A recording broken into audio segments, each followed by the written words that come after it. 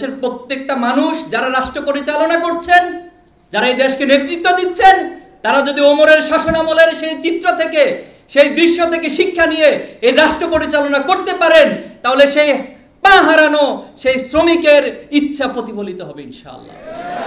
আমরা ইদানিং লক্ষ্য করছি যে এই আন্দোলনের ক্রেডিটকে দলীয় ব্যানারে, ব্যক্তি পরিচয়ে সেটাকে সংজ্ঞায়িত করার, পরিচয় করার একটা প্রবণতা লক্ষ্য করছি।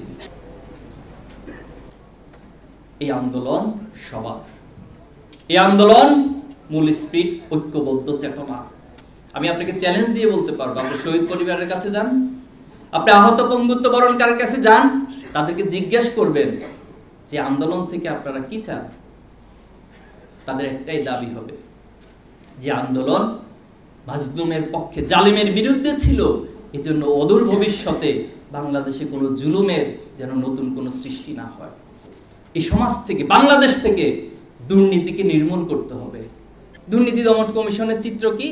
তিনি দীর্ঘদিন এখানে কমিশনের চেয়ারম্যান ছিলেন, দায়িত্ব পালন করেছেন, কিন্তু উনি পদত্যাগ করার পরে, উনি এখান থেকে বিদায় নেওয়ার পর ওনার বিষয়ে 10টা নতুন করে অভিযোগ আসে তিনি দুর্নীতির সাথে জড়িত। আপনি এই দুর্নীতি দমন কমিশন দিয়ে বাংলাদেশ থেকে দুর্নীতি রোধ করবেন?